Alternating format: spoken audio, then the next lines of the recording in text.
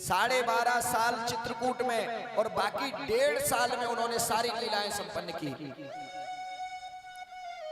1.5 साल में जब पंचवटी में विराजमान थे भगवान, तो वहां क्या देखा संतों ने, और ये सत्य घटना है, लोग कहेंगे कि काल्पनिक है, उसका प्रमाण बताऊंगा मैं आप लोगों को कि जब पंचवटी में भगवान विराजमान थे तो उन्होंने देखा कि सीता जी और लक्ष्मण जी भगवान राम की सेवा कर रहे हैं।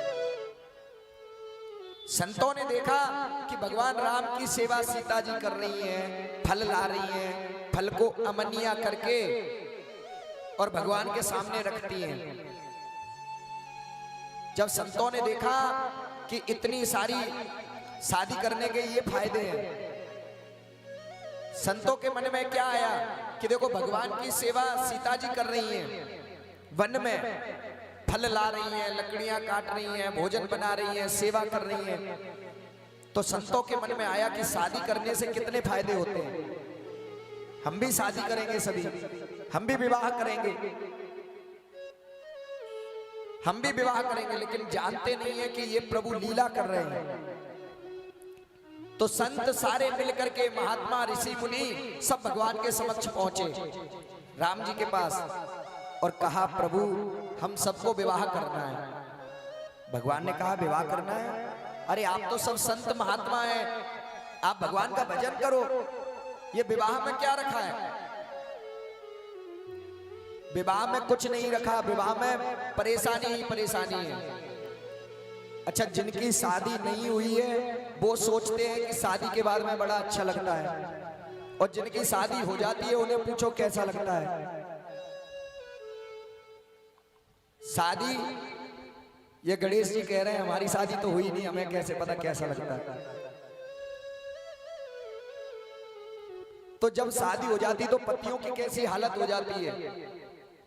एक स्त्री और उसकी शादी की सालगिरह, और पति ऑफिस गया हुआ है, पति ऑफिस गया है तो उसने फोन करके कहा कि आज याद है आपको क्या है?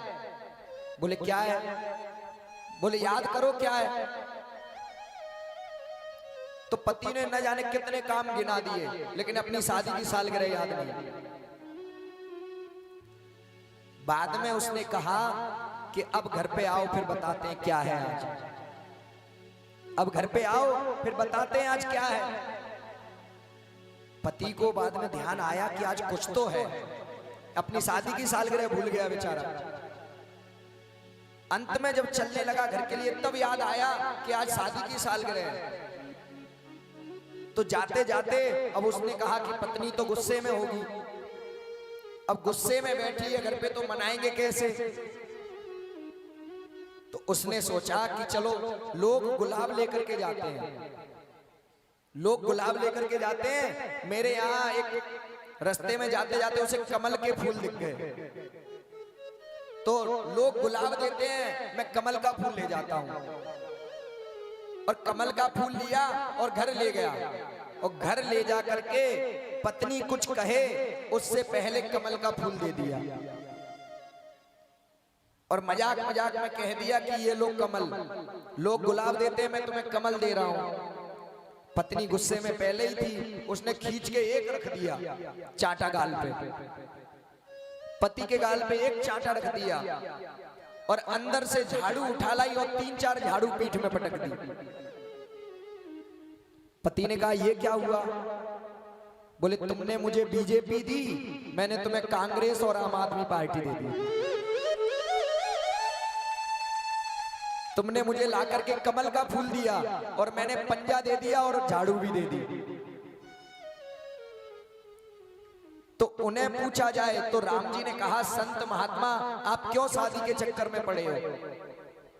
विवाह के बाद में कौन सुखी रहता है? बहुत कम लोग हैं। तो आज जैसे ही ऋषियों ने जिद पकड़ ली कि नहीं हम भी शादी करेंगे, राम जी ने कहा मैं आपके लिए लड़कियां कहां देखूं? तो बोले आपने पत्थर को पैर लगाया था तो अहिल्या प्रकट हो गई, जब आपने पत्थर को पैर लगाया तो अहिल्या प्रकट हो गई। तो हम एक एक पत्थर ले आते हैं, आप पैर लगा देना तो एक एक स्त्री प्रकट हो जाएगी और हम सब विवाह कर लेंगे। राम जी ने कहा, मन में सोचा कि जो संत महात्मा भगवान का भजन करते हैं वो आज विवाह के लिए कितना उद्धृत हो रहे हैं।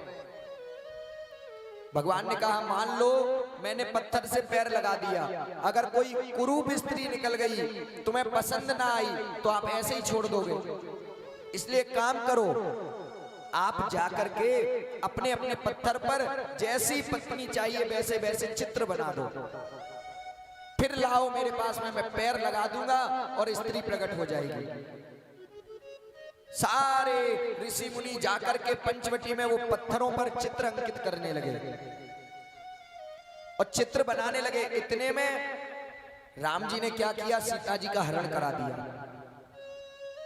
सीता जी का हरण करा दिया और उसके बाद में जंगलों में भटक रहे हैं, रुदन कर रहे हैं, पेड़ पक्षियों से पशुओं से पूछ रहे हैं, तुमने मेरी सीता देखी, तुमने मेरी सीता देखी कहीं? रो रहे हैं, रुदन कर रहे हैं। सारे ऋषि मुनियों ने देखा कि भगवान रो रहे हैं और सबकी समझ में आ गया कि शादी के बाद तो रोना भी पड़ता है, शादी के बाद तो रोना भी पड़ता है। तो बोले हम शादी नहीं करेंगे अब, क्योंकि शादी के बाद रोना भी पड़ता है। तो सारे ऋषि मुनियों ने जो पत्थर बनाए थे वो वहीं फेंक दिए। और आज भी पंचवटी महाराष्ट्र में नासिक पड़ता है और नासिक में पंचवटी है, जहां पर भगवान 12.5 वर्ष चित्रकूट में रहे और चित्रकूट के बाद में 1 वर्ष उन्होंने पंचवटी में बिताया। तो आज भी पंचवटी में वो पत्थर पड़े हुए हैं जिन पर ऋषि मुनियों ने वो चित्र बनाए हैं, आज भी पड़े हुए हैं। कभी कोई पंचवटी जाए तो जाकर के देखना कि ऋषि मुनियों ने जो पत्थरों पर अपने अपने चित्र बनाए वो आज भी आधे पड़े हुए हैं। तो भगवान की लीला को कभी ऋषि मुनि